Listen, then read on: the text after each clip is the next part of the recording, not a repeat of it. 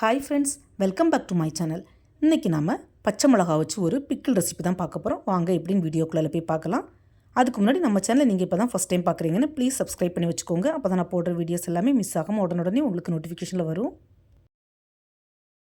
நம்ம எல்லாருமே எலுமிச்சங்காய், நார்த்தங்காய், மாங்காய், நெல்லிக்காய், இஞ்சின்னு நிறைய ஊறுகாய் செஞ்சு சாப்பிட்ருப்போம். ஆனால் யாருமே பச்சை மிளகாவில் ஊறுகாய் செஞ்சு சாப்பிட்ருக்க மாட்டோம். பச்சை மிளகாவே காரமாக இருக்கும், அதுலேயும் ஊறுகாய் பண்ணால் ரொம்பவே காரமாக இருக்கும்னு எல்லோரும் நினைப்பீங்க. ஆனால் நான் எடுத்துருக்குது காரம் இல்லாத பச்சை மிளகா. எனக்கு மும்பையில் பார்த்திங்கன்னா இந்த மாதிரி காரம் உள்ள பச்சை மிளகா தனியாக, காரம் இல்லாத பச்சை மிளகா தனியாக கிடைக்கும். இந்த மாதிரி டார்க் க்ரீனாக இருக்குது, நல்ல காரமாக இருக்கும். இந்த மாதிரி பேல் க்ரீனாக, அதாவது லைட் க்ரீனாக இருக்கக்கூடிய பச்சை மிளகாவில் சுத்தமாக காரம் இருக்காது. ஸோ அந்த பச்சை மிளகா தான் நான் எடுத்துருக்கிறேன்.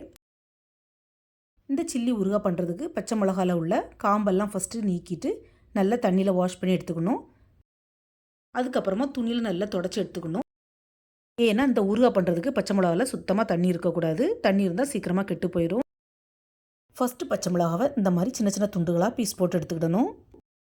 நம்ம சமையல் பண்ணுறதுக்கு 1 அல்லது 2 பச்சை மிளகா தான் யூஸ் பண்ணுவோம். ஆனால் பிக்கிள் பண்ணுறதுக்கு கொஞ்சம் குவான்டிட்டி ஜாஸ்தியாக யூஸ் பண்ணுவோம். அவ்வளோத்தையும் நம்ம கை வச்சு நறுக்கும்போது கையில் கொஞ்சம் எரிச்சல் ஏற்படும். ஸோ கையில் எரிச்சல் வராமல் இருக்கிறதுக்கு என்ன பண்ணலாம்னா, கையில் கொஞ்சமாக எண்ணெய் தடவிட்டும் கட் பண்ணலாம். அப்படி இல்லைன்னா கத்திக்கு பதிலாக இந்த மாதிரி சிசரை நீங்கள் யூஸ் பண்ணிங்கன்னா கையில் சுத்தமாக காரம் படவே செய்யாது. ஸோ பச்சை மிளகா ஊறுகாய் பண்ணும்போது சில்லியை கட் பண்ணுறதுக்கு இந்த மாதிரி சிசரை யூஸ் பண்ணிக்கிட்டிங்கன்னா கையில் சுத்தமாக எரிச்சல் இருக்காது. இது ஒரு சின்ன டிப்ஸ் தான் ஃப்ரெண்ட்ஸ், ட்ரை பண்ணி பாருங்கள். அவ்வளோ பச்சை மிளகாய் இந்த மாதிரி கட் பண்ணி எடுத்துக்கலாம். பச்சை மிளகாவில் பார்த்திங்கன்னா சீடு கொஞ்சம் ஜாஸ்தியாகவே இருக்கும். நம்ம பிக்கிள் பண்ணும்போது நிறைய சீடாக இருக்கிற மாதிரி இருக்கும். ஸோ அதை ரிமூவ் பண்ணுறதுக்கு என்ன பண்ணலான்னா, இந்த மாதிரி ஒரு பெரிய சர்விங் பவுல் எடுத்துக்கோங்க. அதில் நம்ம கட் பண்ண பச்சை மிளகாவெல்லாம் சேர்த்துக்கலாம். அதுக்கப்புறமா பச்சை மிளகாவை இந்த மாதிரி கொஞ்சம் குலுக்கி விட்டிங்கன்னா அதில் உள்ள சீடெல்லாம் தனியாக கலண்டு வந்துடும். பச்சை மிளகாவை இந்த மாதிரி தூக்கி தூக்கி குலுக்கி விடும்போது அதில் உள்ள சீடெல்லாம் அடியில் கீழே தங்கிரும். சீடு கம்ப்ளீட்டாக வராட்டாலும் பாதிக்கு மேலே இந்த மாதிரி உருந்து வந்துடும். ஸோ இந்த மாதிரி ட்ரை பண்ணி பாருங்கள் ஃப்ரெண்ட்ஸ். எனக்கு இது காரம் இல்லாத பச்சை மிளகா தான். பட் நீங்கள் காரம் உள்ள பச்சை மிளகா யூஸ் பண்ணுறதா இருந்தால் இந்த மாதிரி பண்ணிவிட்டு ட்ரை பண்ணுங்கள் ஃப்ரெண்ட்ஸ். அப்போ தான் நமக்கு பிக்கிள் கொஞ்சம் காரம் கம்மியாக தெரியும். பச்சை மிளகாவை சீடோடு சேர்த்து பண்ணால் ரொம்ப காரமாக இருக்க மாதிரி இருக்கும். ஏன்னா நம்ம இது கூட இன்னும் சில்லி பவுடர் ஆட் பண்ண வேண்டியிருக்குது. பாருங்கள், உங்களுக்கு பார்த்தாலே தெரியும், பாதி சீடுக்கு மேலே இப்படி உருந்தே வந்துடுச்சு. இப்போ பச்சை மிளகாவில் உள்ள சீடெல்லாம் நீக்கினதுக்கப்புறமா ஒரு மிக்சிங் பவுல் எடுத்துக்கோங்க. அதில் இந்த மிளகாவளத்தையும் சேர்த்துக்கலாம். கூடவே ஒரு 2 எலுமிச்சம்பழம் ஜூஸ் எடுத்து இதில் பிழிஞ்சு ஊற்றிக்கலாம். சீடு இல்லாமல் பிழிஞ்சு ஊற்றிக்கோங்க.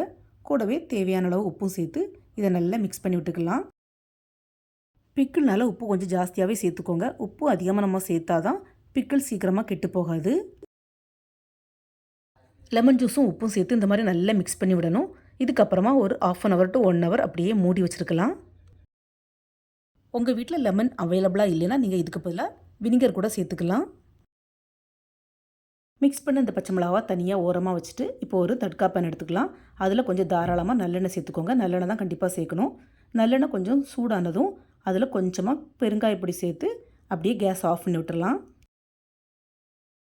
நல்லெண்ணெயில் பெருங்காயத்தூள் சேர்த்து நல்லா மிக்ஸ் பண்ணி விட்டதுக்கப்புறமா இதை அப்படியே ஆற விட்டுறணும்.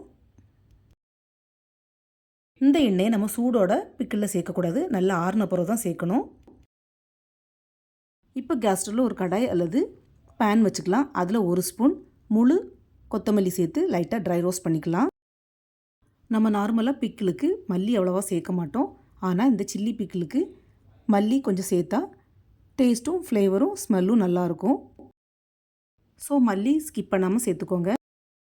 மல்லி லைட்டாக வறுபட்டதும் அதிலே 1 ஸ்பூன் சீரகம், 1/2 ஸ்பூன் வெந்தயம், 1 ஸ்பூன் கடுகு, 1/2 ஸ்பூன் சோம்பு சேர்த்து நல்லா ட்ரை ரோஸ்ட் பண்ணிக்கலாம். நார்த்லாம் பார்த்திங்கன்னா பிக்கிளுக்கு சோம்பு சேர்த்து தான் பண்ணுவாங்க. அதோட ஃப்ளேவர் நல்லாயிருக்கும். இதெல்லாம் லைட்டாக வறுபட்ட உடனே நல்ல ஒரு ஸ்மெல் வரும். இந்த ஸ்டேஜில் நம்ம கேஸ் ஆஃப் பண்ணிடலாம். கேஸ் ஆஃப் பண்ணி இதை கொஞ்சம் நேரம் ஆற விட்டுடலாம். ஆறுனதுக்கப்புறமா இதை ஒரு பிளெண்டர் அல்லது மிக்ஸி ஜாரில் போட்டு நல்லா ஃபைன் பவுடராக பொடிச்சு எடுத்துக்கலாம். இந்த ட்ரை ரோஸ்ட் பவுடர் நீங்கள் கொஞ்சம் ஜாஸ்தியாக போட்டு பண்ணி வச்சுக்கிட்டிங்கன்னா தனியாக கொஞ்சம் பாட்டில் எடுத்து வச்சுக்கிட்டு அப்புறமா எப்போ நமக்கு பிக்கிள் செய்ய தோணுதோ அந்த சமயத்தில் கொஞ்சம் கொஞ்சமாக போட்டு கூட யூஸ் பண்ணிக்கலாம். இப்போ பச்சை மிளகாவும் ரெஸ்ட்டில் வச்சு 1 ஹவருக்கு மேலே ஆகிட்டு நம்ம பொடிச்ச பவுடரை இது கூட சேர்த்து நல்லா மிக்ஸ் பண்ணி விட்டுக்கலாம். பச்சை மிளகாயில் லெமன் ஜூஸும் உப்பும் சேர்த்து நம்ம மிக்ஸ் பண்ணி வச்சுருக்கனால கொஞ்சம் தண்ணி ஊறி தான் இருக்கும். அதோடையே சேர்த்து இந்த பவுடர் போட்டு நல்லா மிக்ஸ் பண்ணி விட்டுக்கலாம். ட்ரை ரோஸ்ட் பொடியை சேர்த்து நல்லா மிக்ஸ் பண்ணி விட்டதுக்கப்புறமா கொஞ்சமாக மஞ்சள் தூளும் கொஞ்சமாக தனி மிளகாத்தூளும் சேர்த்து நல்லா மிக்ஸ் பண்ணி விட்டுக்கலாம். ஃப்ரெண்ட்ஸ், நான் காரம் இல்லாத பச்சை மிளகாய் இந்த பிக்கிளுக்கு யூஸ் பண்ணுறதுனால 2 ஸ்பூன் தனி மிளகாத்தூள் யூஸ் பண்ணியிருக்கிறேன். நீங்கள் காரம் உள்ள பச்சை மிளகாய் யூஸ் பண்ணுறதா இருந்தால் கொஞ்சம் சில்லி பவுடர் பார்த்து ஆட் பண்ணிக்கோங்க. சில்லி பவுடர் சேர்த்து இந்த மாதிரி நல்லா மிக்ஸ் பண்ணி விடணும். நாம் சேர்த்து சில்லி பவுடர் எல்லா பச்சை மிளகாலையும் இந்த மாதிரி நல்லா கோட்டாகி வரணும். அந்தளவுக்கு நல்லா மிக்ஸ் பண்ணி விடணும்.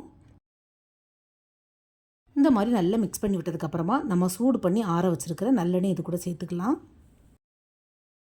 நல்லெண்ணெயை சேர்த்து நல்லா மிக்ஸ் பண்ணி விடணும். பிக்கிள்னாலே உப்பும் எண்ணெயும் ஜாஸ்தியாக இருந்தால் தான் நமக்கு சீக்கிரமாக கெட்டு போகவும் செய்யாது. அதே நேரம் டேஸ்ட்டும் செம்மையாக இருக்கும்.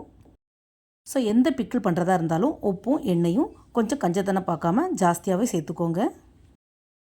இந்த பச்சை மிளகாவுக்கு நம்ம ஆல்ரெடி கொஞ்சம் உப்பு சேர்த்துருந்தோம். இப்போ கூட கொஞ்சம் உப்பு சேர்த்துக்கலாம். ஏன்னா சில்லி பவுடர் சேர்த்ததுக்கப்புறமா நம்ம உப்பு ஆட் பண்ணலை. மாங்காய், இஞ்சி, எலுமிச்சங்காய், நார்த்தங்காய் இப்படி எந்த ஒரு நம்ம ஊறுகாய் பண்ணுறதா இருந்தாலும் நம்ம ஊற்றுற எண்ணெயிலே தான் அந்த காய் நல்லா ஊறும். ஸோ எண்ணெய் கொஞ்சம் ஜாஸ்தியாக ஊற்றிக்கோங்க. ஃப்ரெண்ட்ஸ், நான் எதுக்கு எண்ணெயை திரும்ப திரும்ப மென்ஷன் பண்ணுறேன்னா, எண்ணெய் ஜாஸ்தியாக இருந்தால் தான் பிக்கிள் கெட்டு போகாது. அப்படி இல்லைன்னா நமக்கு மேலே ஒரு மாதிரி பூஷணம் பூத்த மாதிரி ஆயிரும். அதுக்கு தான். எண்ணெயோ உப்போ அளவு கம்மியாக இருந்ததுன்னா நம்ம பண்ண பிக்கிள் அவ்வளோமே வேஸ்ட் ஆயிரும். எண்ணெயெல்லாம் சேர்த்து நல்லா மிக்ஸ் பண்ணதுக்கப்புறமா இந்த மாதிரி ஒரு காலி பாட்டில் எடுத்துக்கோங்க. பாட்டில் சுத்தமாக ஈரம் இருக்கக்கூடாது, ட்ரையாக தான் இருக்கணும். இந்த ட்ரை பாட்டிலில் நம்ம மிக்ஸ் பண்ண பச்சை மிளகாவை சேர்த்துக்கலாம். ஃப்ரெண்ட்ஸ், எப்போ நீங்கள் பிக்கிள் பண்ணுறதா இருந்தாலும் இந்த மாதிரி கண்ணாடி ஜார் அல்லது செராமிக் ஜாரை யூஸ் பண்ணிக்கோங்க. மறந்தும் கூட ஸ்டெயின்லெஸ் ஸ்டீல் பாத்திரத்தை யூஸ் பண்ணாதீங்க, ஏன்னா அது ஓட்டையாயிரும். அதே மாதிரி பிக்கிளுக்கும் ஸ்டெயின்லெஸ் ஸ்டீலுக்கு பதிலாக உட்டன் ஸ்பூன் அல்லது பிளாஸ்டிக் ஸ்பூனை யூஸ் பண்ணிக்கோங்க.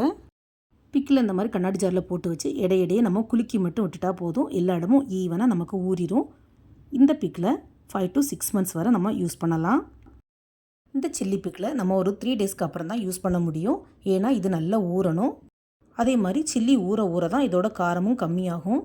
இந்த சில்லி பிக்கிள் தயிர் சாதம், சாம்பார் சாதம், வெரைட்டி ரைஸ் எல்லாத்துக்கும் செம்ம காம்பினேஷனாக இருக்கும். இந்த வீடியோ பார்த்ததோட விடாமல் நீங்களும் வீட்டில் கண்டிப்பாக மறக்காமல் ட்ரை பண்ணி பாருங்கள். லாஸ்ட் மந்த் வெக்கேஷனுக்கு ஊருக்கு போயிருந்தனால வீடியோஸும் மலேசியா விலாகும் என்னால் சரியாக அப்லோட் பண்ண முடியல. இனிமேல் கரெக்டாக வரும். என்னுடைய சேனலில் போய் செக் பண்ணிக்கோங்க. நான் இதே மாதிரி வேறையும் நிறைய இன்ட்ரெஸ்டான யூஸ்ஃபுல்லான ஸ்நாக்ஸ் அண்ட் ரெசிபிஸ் செஞ்சு அப்லோட் பண்ணியிருக்கிறேன். என்னுடைய சேனலில் போய் சப்ஸ்கிரைப் பண்ணி பார்த்துக்கோங்க. இந்த வீடியோ பிடிச்சிருந்தால் மறக்காமல் SRV கலக்கல்ஸை லைக், ஷேர் அண்ட் சப்ஸ்கிரைப் பண்ணுங்கள். தேங்க்ஸ் ஃபார் வாட்சிங். See you soon in the next video. Bye.